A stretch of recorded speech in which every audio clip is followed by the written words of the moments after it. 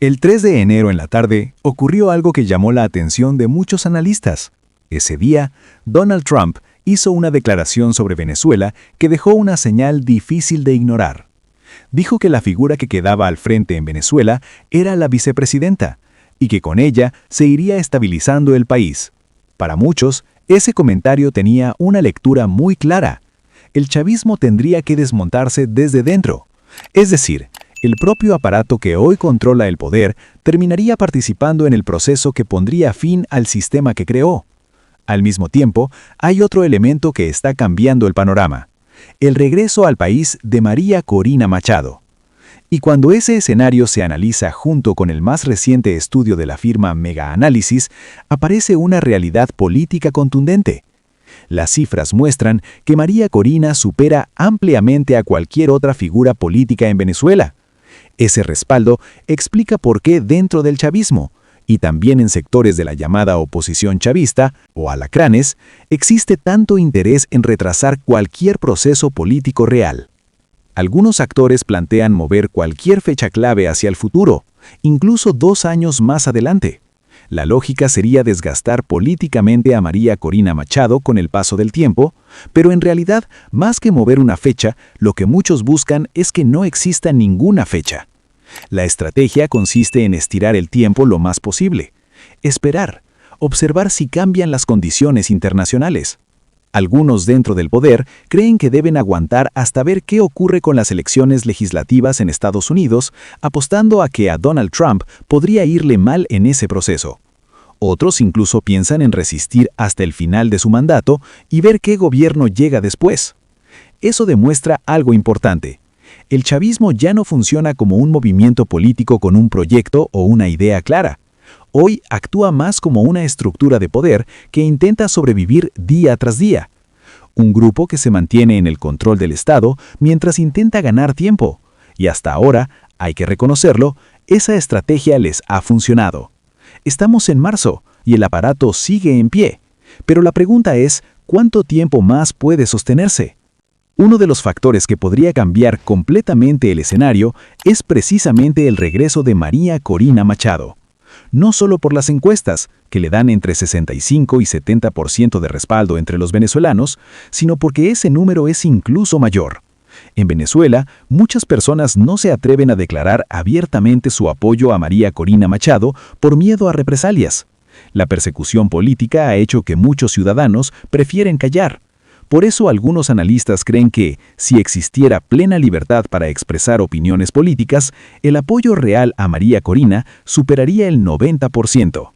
En una elección transparente, podría repetirse algo parecido a lo que ocurrió en las primarias opositoras, aunque incluso ese resultado podría quedarse corto frente al verdadero respaldo ciudadano. Pero el temor del poder no se limita a los números. El verdadero miedo es lo que su presencia provocaría dentro del país. Si María Corina Machado regresa, quedaría aún más claro quién es hoy la figura política con mayor liderazgo en Venezuela, y su presencia podría activar nuevamente a la sociedad. El país ya dio señales de movilización el 28 de julio.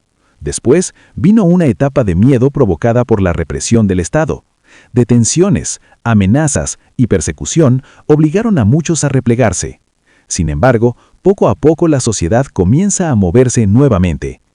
Hace algunas semanas, los estudiantes volvieron a las calles.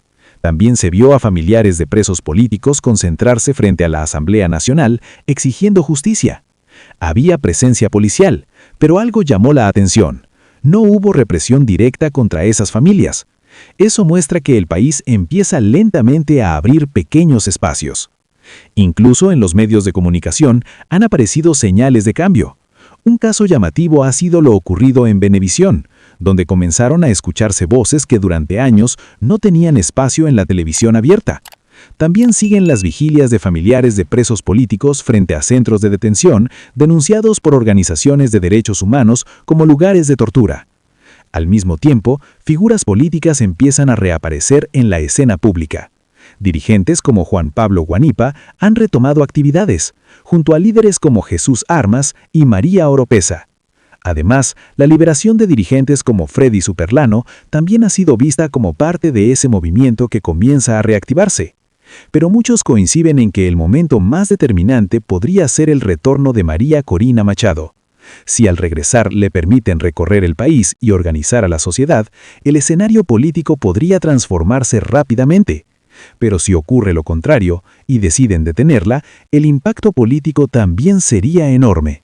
Especialmente porque María Corina es la Premio Nobel de la Paz y además ha sostenido reuniones con líderes internacionales como Donald Trump y el senador Marco Rubio antes de su posible regreso.